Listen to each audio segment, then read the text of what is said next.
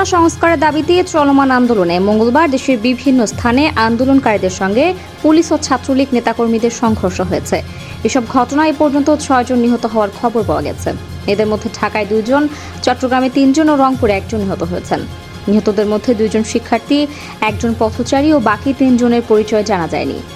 আজ মঙ্গলবার দুপুরের পর ঢাকার বেশ কয়েকটি এলাকা সহ দেশের বিভিন্ন স্থানে সংঘর্ষে আরও কয়েকশো মানুষ আহত হয়েছেন।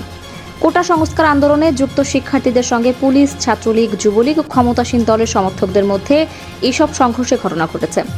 এখনো অনেক জায়গায় সংঘর্ষ চলছে।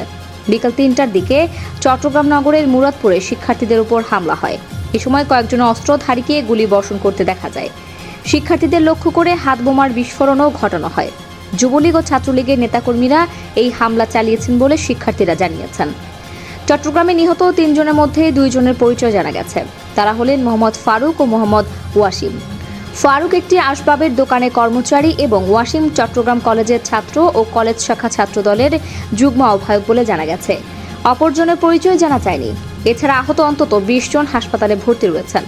চট্টগ্রাম মেডিকেল কলেজ হাসপাতালের জরুরি বিভাগে কর্তব্যরত চিকিৎসক নুজহাত ইমু বলেন, নিহত 2 জনের মধ্যে ফারুকের বুকে গুলির চিহ্ন রয়েছে।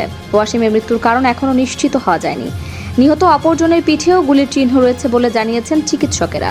এদিকে আজ বিকেলে রাজধানীর ঢাকা কলেজের সামনে আন্দোলনকারী শিক্ষার্থীদের সঙ্গে যুবলীগ ও ছাত্রলীগের নেতাকর্মীদের সংঘর্ষের মধ্যে এক যুবক নিহত হয়েছেন।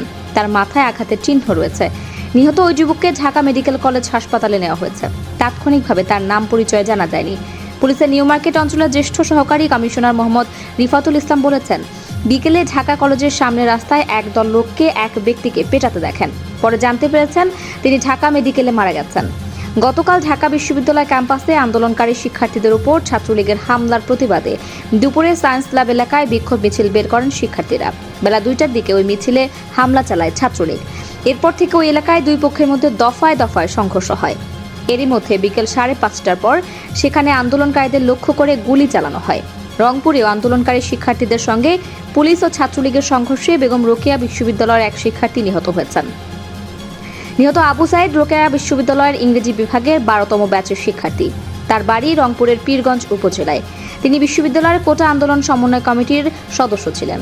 আজ দুপুর 2টার দিকে রংপুরের বেগম রোকেয়া বিশ্ববিদ্যালয়ের সামনে পার্ক মোড়ে আন্দোলনকারী শিক্ষার্থীদের সঙ্গে ছাত্রলীগের নেতাকর্মীদের সংঘর্ষ শুরু হয়। পরে পুলিশ ও সংঘর্ষে জড়িয়ে পড়ে।